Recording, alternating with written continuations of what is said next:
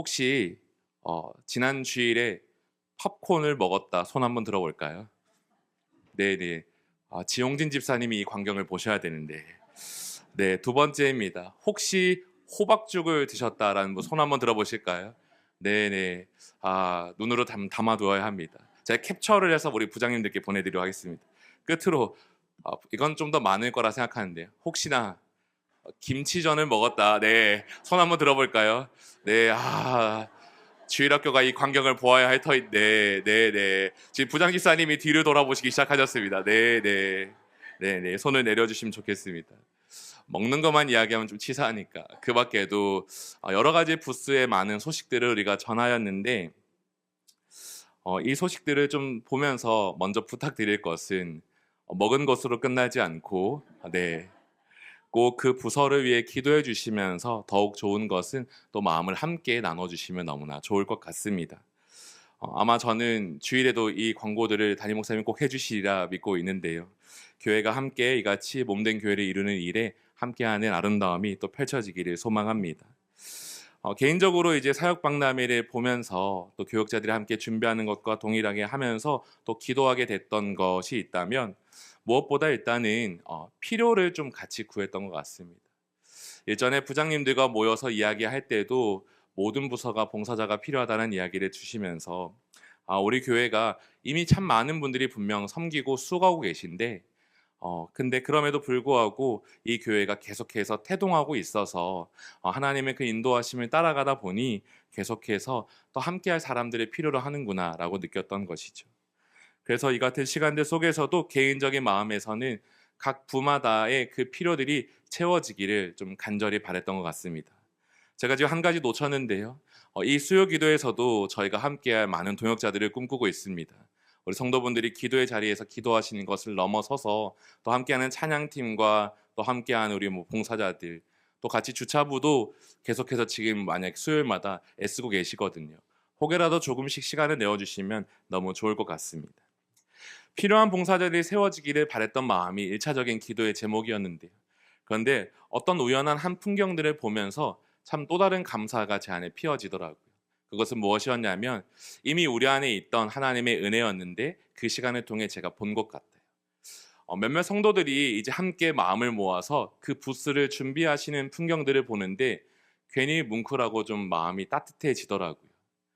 물론 우리 부서를 정확하게 소개하고자 애를 쓰는 마음도 있겠지만 그 속에서 함께 하하호 웃으며 그 늦은 밤이나 또 그 시간들에 좀 시간을 내어서 같이 섬기시는 모습이 제 눈에는 좀 많이 아름답게 보였던 것 같습니다. 몇몇 부스에서 이제 평소에는 어찌 보면 잘 보이지 않던 사람들도 함께 하면서 그곳에서 자신들의 존재를 알리면서 이 부스가 꽉꽉 채워져 가는 풍경을 보니까 우리 교회가 그냥 몇몇 사람의 힘으로 세워지는 교회가 아니고 정말 온 마음을 함께 함으로써 세워지는 교회임을 막 느꼈던 것 같아요. 그러다 보니 제 마음에 제가 이제 좋아하게 됐던 한 찬양이 좀 생각났습니다. 요즘 찬양인데요. 성도분들이 혹 아실 수도 있고 모르실 수 있습니다. 팀룩 워십이라는 한 찬양팀의 찬양 중에 하나 함께 지어져 가네라는 찬양이 있습니다. 나중에 한번 꼭 들어보시면 너무 좋을 것 같아요. 제가 가사를 좀 읽어드릴 텐데 우리는 하나님의 자녀 주 사랑 안에 우리 거할 때 주님 나를 사랑하신 것 같이 우리도 서로 사랑할 수 있네. 우리는 주의 몸된 교회 모든 지체가 하나 될 때 예수님의 마음을 닮아가며 고통과 즐거움을 함께 나누네. 그리고 후렴구에서 이렇게 말합니다. 하나님 안에서 우리 서로 이어져 주가 거하실 성전이 되네. 모퉁이 돌 대신 그 예수와 하나 되게 하신 그 성령 안에 함께 지어져 가네. 저는 이 찬양이 문득 들려지는데 그 어떤 음악적인 부분도 제 귀를 사로잡았겠지만 특별히 후렴구의 가사가 참 마음에 남더라고요. 하나님 안에서 우리가 서로 이어지는 일, 그로 인해 우리 각 사람은 물론이요 우리 온 교회가 하나님의 성전으로 세워지는 이야기가 제 마음의 기도의 제목이 된 것 같습니다. 당연한 듯 우리의 중심에는 늘 모퉁이돌 대신 그 예수께서 함께 하시고 더 나아가 우리에게 그 접착제와 같이 하나 되게 하시는 성령님이 우리 안에 역사하셔서 하나님의 교회로 함께 지어져 가는 이 일이 저는 이 시간 우리 수정빛 교회에 간절히 함께하기를 소망합니다. 오늘 우리가 살펴볼 느헤미야의 말씀에서도 좀 동일한 부분이 있는데요. 특별히 저는 느헤미야서를 절망 위에 세워진 하나님 나라의 이야기로 좀 보고 있는데, 그 나라의 이야기 속에서도 우리에게 주신 하나님의 은혜를 좀 발견하고 같이 기도하면서 또 교회를 위해 기도하기도 같이 원합니다. 두 가지 이야기 중 먼저 첫 번째 이야기를 좀 드리고자 하는데요. 그 이야기의 먼저 첫째는 무엇이냐면 하나님의 은혜입니다. 당연한 이야기인데요. 그 은혜에 대한 이야기를 좀 나누어 드리겠습니다. 느헤미야서 1장과 2장, 포로 귀환하던 그 시대 가운데에 한 사람 느헤미야가 멀리서 온 하나의 소식을 듣고 가슴 아파 울고 하나님 앞에 회개하며 기도하는 이야기, 그리고 그 기도의 응답으로 그 예루살렘 성벽 그 땅으로 향하는 이야기가 우리는 느헤미야의 이야기로 알고 있습니다. 하나님의 간섭하심으로 이룰 수 없는 은혜를 경험하고 그 은혜의 중심이 되어서 느헤미야라는 한 사람은 예루살렘 땅으로 보내어지는데요. 오늘 우리가 함께 읽은 이 2장 후반부의 이야기는 그 이후의 역사를 좀 보여주고 있습니다. 느헤미야는 예루살렘 땅에 도착한 다음에요, 어떠한 일을 하냐면 사흘 동안 머무르고 그 사흘째 되던 밤에 움직이기 시작합니다. 은밀하게 몇몇 동료들과 함께 성 밖으로 나아가서 그가 과거에 누군가를 통해 하나님을 통해 들었던 그 소식을 다시 확인하듯 이렇게 하나씩 관찰하기 시작합니다. 그 이야기의 말씀 우리 한 구절 읽어보기 원하는데요. 우리 느헤미야 2장 13절에서 15절 말씀을 함께 좀 읽어보기 원합니다. 같이 읽겠습니다. 시작. 그 밤에 골짜기 문으로 나가서 용정으로 문에 이르는 동안에 보니 예루살렘 성벽이 다 무너졌고 성문은 불탔더라. 앞으로 나아가 샘문과 왕의 못에 이르러서는 탄 짐승이 지나갈 곳이 없는지라. 그 밤에 시내를 따라 올라가서 성벽을 살펴본 후에 돌아서 골짜기 문으로 돌아왔으나. 그 밤에 골짜기 문으로 나가서 한 바퀴를 쭉 둘러보고 다시 그 골짜기 문으로 나오는 이야기를 보여주는데요. 느헤미야는 그 땅의 모습 풍경들을 하나하나 눈에 담기 시작합니다. 말씀에 기록된 대로 골짜기 문, 용정, 분문, 샘문 등 우리에게는 익숙하지 않은 용어이지만 그냥 따라오신다면요, 그냥 이렇게 한 바퀴를 쭉 둘러보는 거예요. 그동안 볼 수 없었던 예루살렘 땅의 풍경을 이렇게 눈으로 직접 보면서 움직이기 시작합니다. 하나의 지점에서 멈추지 않고요, 적당히 보는 것으로 끝나지 않고, 사실 뭐 더 보아도 얼마나 더 보겠습니까? 다 비슷한 풍경일 텐데요. 그래도 그는 눈으로 이 모든 것을 담으려고 하듯 계속해서 움직입니다. 샘문과 왕의 못에 이르렀을 때 좀 더 북쪽으로 올라가서 그 지역들을 탐방하는데 좀 더 무너진 곳들이 있어서 짐승이 움직이지 못하는 곳도 있었던 것 같아요. 그런데 그는 멈추지 않고 또 시내를 따라서 움직이고 하고 성벽을 쭉 둘러본 다음에 다시 처음 나왔던 그 문으로 들어가는 이야기를 보여줍니다. 느헤미야는 먼저 용기를 내듯 담대함으로 그 땅을 쭉 둘러보고요. 그 이후에 어떤 일을 펼치냐면 이제 두 번째 이야기, 비전을 제시하는 이야기로 넘어가는데요. 사실은 느헤미야가 움직일 때 이 사람들에게 그 소식을 알리지 않고 은밀하게 행하였거든요. 근데 이게 쭉 둘러본 다음에 그 밤에 돌아온 다음에 무엇을 하냐면 이제 백성들을 불러 모아요. 그가 전하는 이야기는 단 하나, 우리 예루살렘 성을 건축하자라는 이 이야기를 갖고서 사람들을 불러 모아 이야기합니다.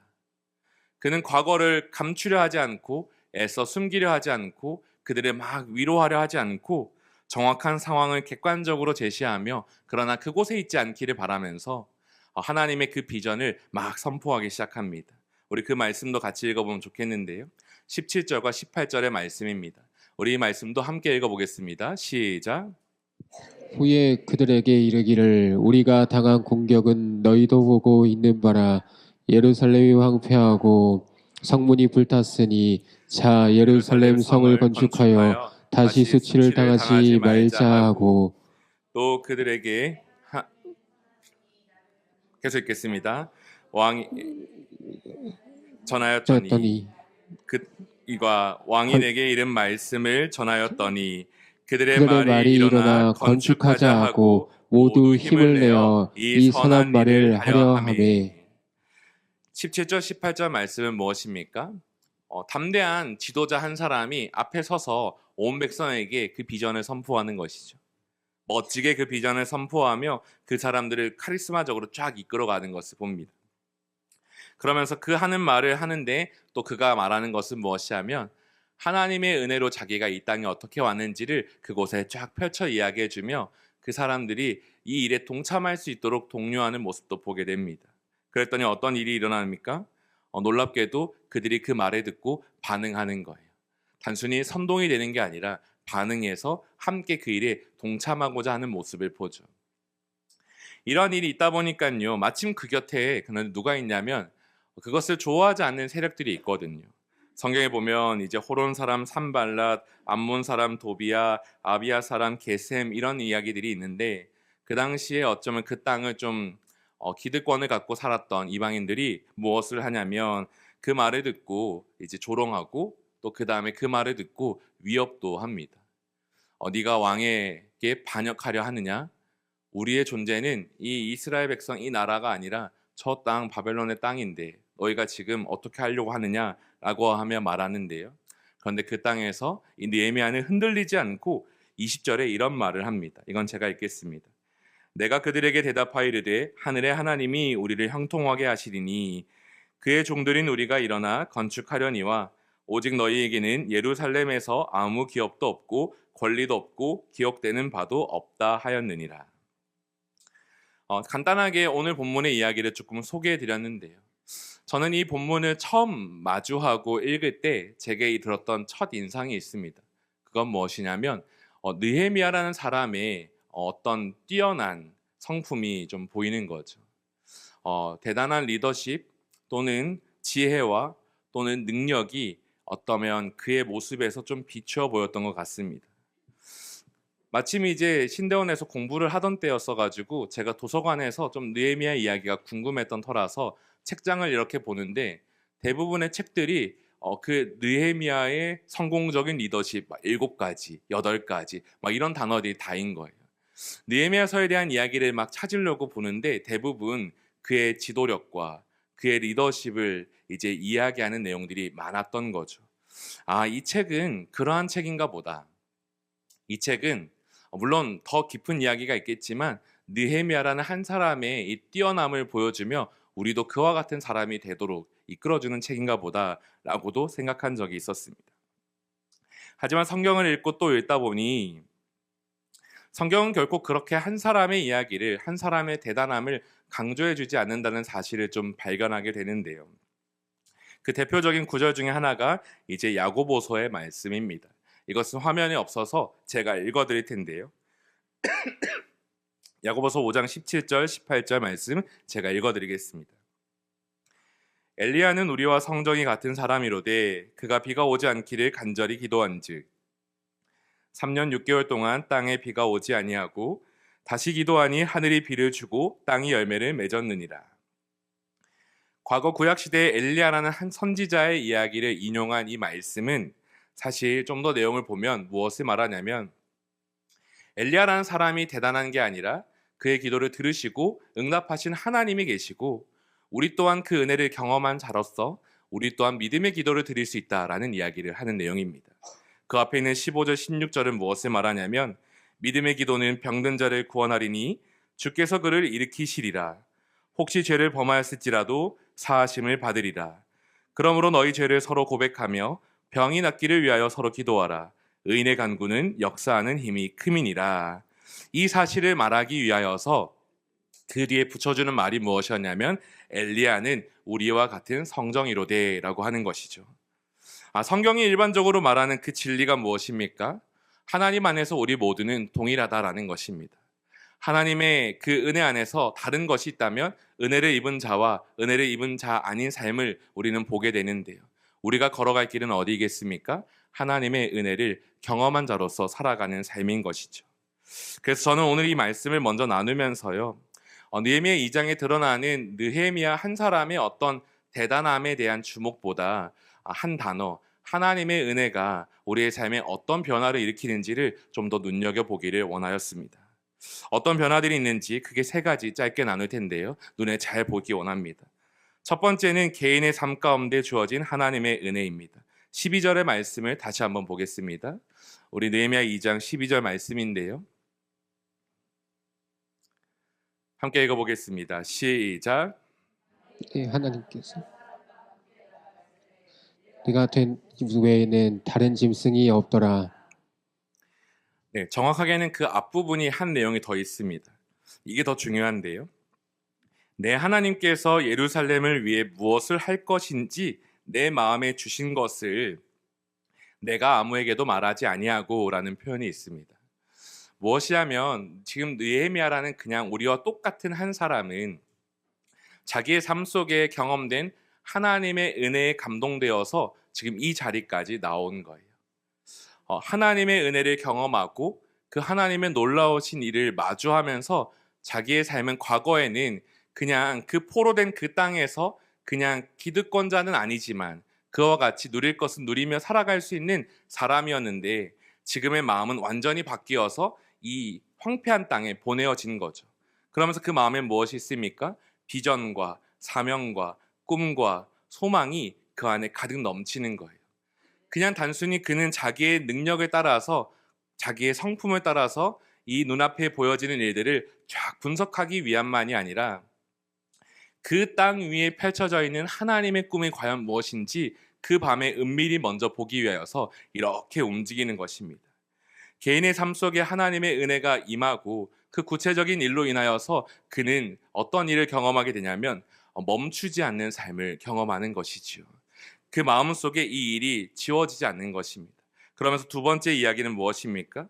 그렇게 이제 꿈을 쭉 꾸고 난 다음에 무엇을 하냐면 두 번째로 그것은 개인에게만 국한되지 않고 그 은혜가 옆 사람에게 흘러가는 모습을 분명하게 보여주는 것이죠.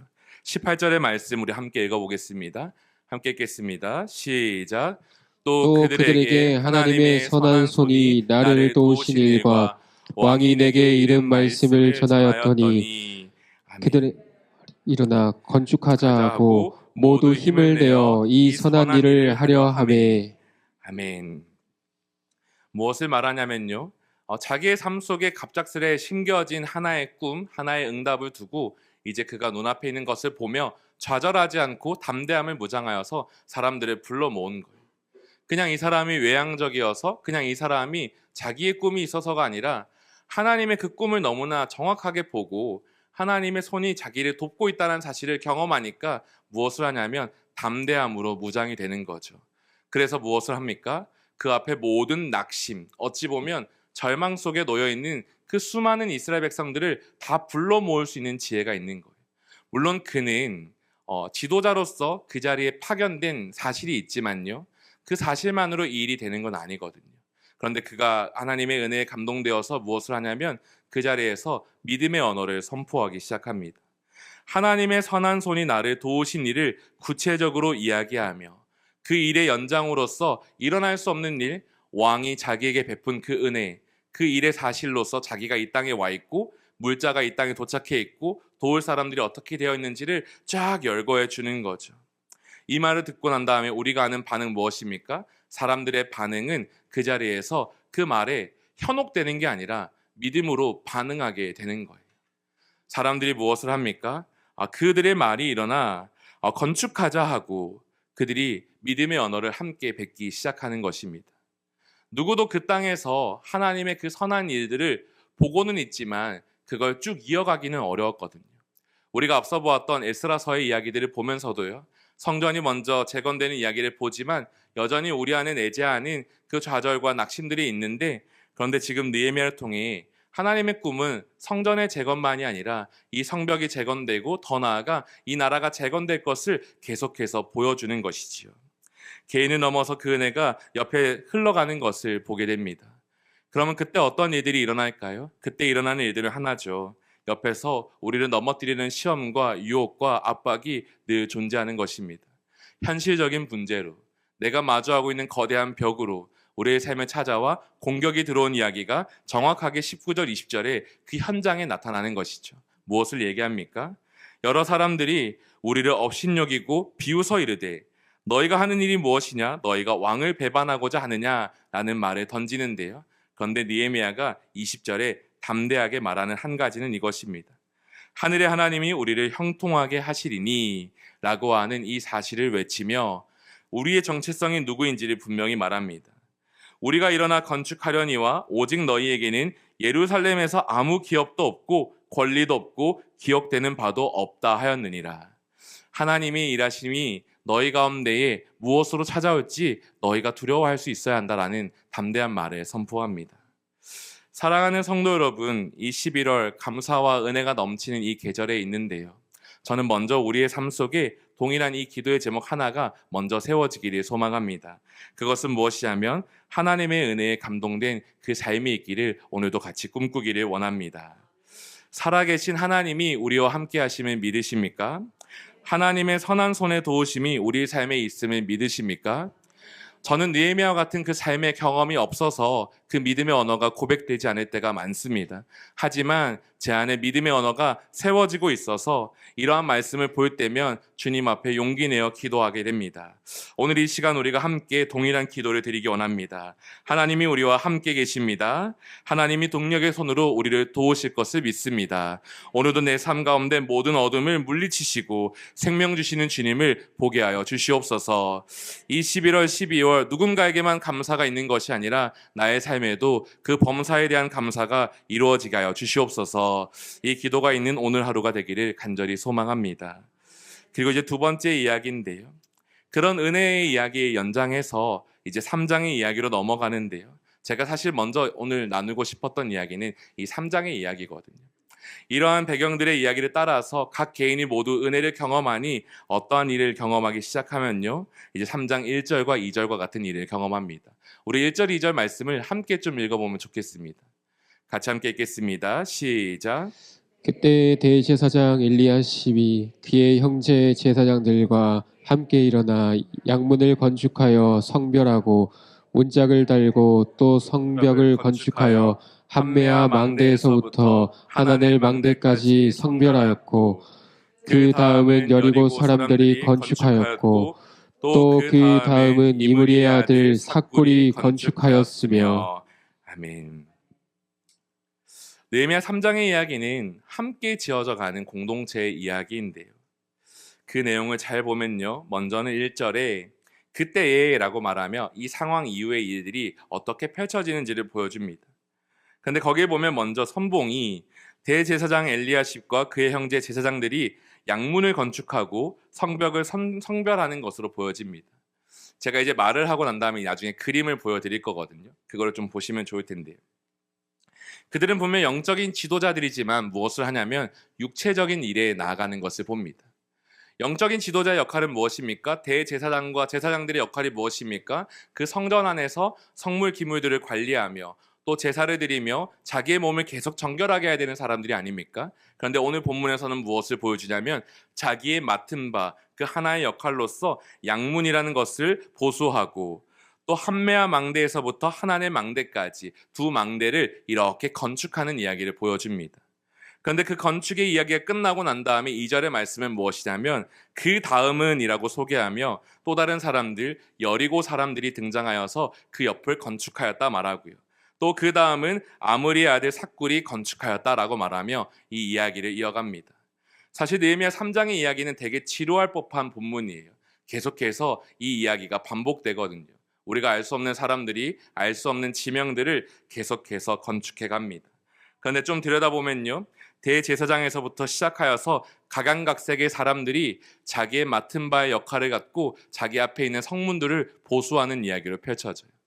어떤 사람은 부자, 어떤 사람은 가난한 자, 어떤 사람은 귀족, 그렇지 않은 자, 또 직업으로서는 금 세공한 사람들 또는 향품을 제조하는 사람들, 성벽을 재건하는 일에는 합당하지 않아 보이는 사람들이지만 그런데 그들이 할 수 있는 일들을 하기 시작합니다.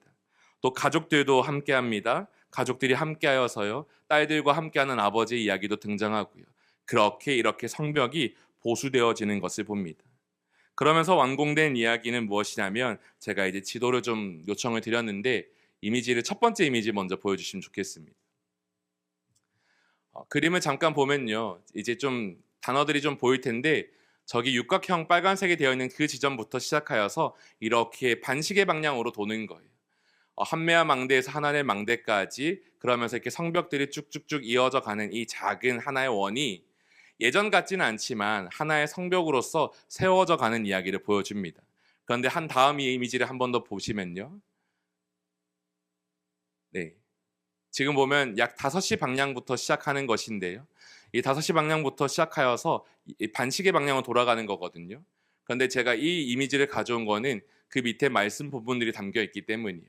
3장 1절부터 시작하여서 그 끝나는 33절까지 어떠한 이야기가 펼쳐지냐면 이 큰 성벽의 길들이 하나하나 계속해서 그 다음은 그 다음은 그 다음은 이라고 소개하며 이 큰 성벽이 완성되는 이야기를 보여주는 것이죠. 제가 이렇게 검색을 해봤습니다. 이때 느헤미야 시대에 완공된 성벽의 길이가 어느 정도 되느냐, 정확한 자료는 없지만 약 4km 정도 된다고 하더라고요. 그 일이 어떻게 이루어지는가, 어떤 위대한 건설사가 찾아와서 이 건축을 완공해 주는 게 아니라 그냥 남녀노소 특정한 사람들의 구분 없이 자원하는 마음으로 그 꿈을 함께 꾸어서 무엇을 하냐면 자기 집 앞에 있는 그 성벽들을 그냥 보수해 갈 뿐인 거예요. 이 성벽을 보수하는 일은 왜 이루어져야 할까요? 그것은 이제 이 땅이 이 안에서 거주하는 우리가 하나님의 나라로서 보호받는 것이 무엇인지를 다시 세워져 가는 거거든요. 그런데 이 일이 다시금 말하지만요, 어느 특별한 한 사람, 특정한 재능 있는 한 누군가를 통해 이루어지는 일이 아니라는 것을 보여주는 것이죠. 느헤미야 3장을 통하여서 우리에게 보여주는 이야기는 무엇이냐면 은혜의 확장 속에서 들어지는 것, 거대한 하나님의 나라가 어떻게 이루어지는지 우리가 잘 알고 있는 것처럼 각각의 퍼즐들이 모여서 그 큰 나라를 이루는 것을 분명하게 그림 언어로 보여주고 있다는 사실입니다. 저는 지난 사역 박람회의 모습을 보면서요, 정말 그때 다시 한번 감사함이 들었던 것 같아요. 어떠한 감사하냐면요, 정말 우리 교회에 정말 많은 분들이 수고하고 봉사하며 또 마음으로 기도하며 또 드러나는 분도 있고 드러나지 않게 섬기시는 많은 분들이 있는 걸 제가 알거든요. 예를 들면은 저희가 이제 주보 광고에 녹음을 하는데도 그 녹음을 매 주마다 도와주시는 집사님이 계신데 근 한 4년 동안 그 일을 하고 계세요. 제가 이제 이 상반기를 지나고 하반기를 들어서면서 저희 교회에 속해 있는 많은 분들, 특히나 처음 첫 해부터 지금까지 계속해서 동일한 봉사하시는 분들이 참 마음에 담기기도 합니다. 그리고 또 다르게는 그러면서 한 분 한 분이 세워지셔서 또 함께 그 일에 동참하시는 성도분들의 얼굴도 기억이 납니다. 그리고 그곳에서 함께 울고 웃으면서 기뻐하시는 성도분들의 얼굴도 기억이 나고요. 그 속에서 함께 자라나고 있는 다음 세대들의 이야기도 눈에 보이더라고요. 11월 저는 감사라는 키워드를 가지고 하나님 앞에 서고 기도하고 있는데 그 중에 하나로서 이 교회에 대한 감사가 다시금 고백되어지는 순간이 이번 주일이었던 것 같습니다. 사랑하는 성도 여러분, 하나님의 이야기, 하나님의 일은 어떻게 이루어지는 것일까요? 그거는 누군가를 통해서가 아니라 우리 모두를 통해 이루어지는 이야기임을 오늘 함께 듣기를 원합니다. 그리고 그 이야기를 기억하면서 저는 좀 함께 기도하기 원합니다.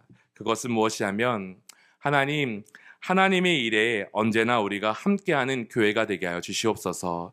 먼저는 우리 교회를 이루는 이야기이기도 하겠지만요, 이것은 우리 교회를 세우자라는 이야기가 결코 아니거든요. 오늘도 이 땅의 하나님 나라에서 하나님이 우리에게 맡기신 역할들이 있을 뿐인데 그 역할을 감당함은 한 사람의 대표적인 리더십이 아니라 우리 모두와 함께할 때 그 나라가 세워진다라는 것을 느헤미야서는 이야기하고 있는 것입니다. 저는 그 일을 따라서요, 내 어떠함이 아니라 그 일에 그저 충실하고 그 역할을 맡음으로써 그 나라를 함께 이루어가는 저희가 되기를 간절히 소망합니다. 말씀을 이제 마칠 텐데요, 그 말씀의 본문 끝은 무엇이냐면요, 이제 에베소서 말씀입니다. 에베소서 신약에서 이제 사도 바울은 하나님의 교회, 하나님의 나라가 어떠한 곳인지를 다시 한번 정의해 주는데요, 그 끝에 21절과 22절 말씀은 이와 같이 고백합니다. 우리 이 말씀은 함께 읽고 같이 이제 기도하기 원하는데요, 에베소서 2장 21, 22절입니다. 함께 읽겠습니다. 시작. 그의 안에서 그래서 건물마다 서로 연결하여 주 안에서 성전이 되어가고 너희도 성령 안에서 하나님이 거하실 처소가 되기 위하여 그리스도 예수 안에서 함께 지어져 가느니라. 아멘. 아멘. 저는 오늘 이 시간 이후에도 우리 각 개인의 성전뿐 아니라 함께하는 우리 교회와 더 나아가 이 땅 위에 하나님 교회가 세워지는 데에 쓰임받는 저희 모두가 되기를 간절히 소망합니다.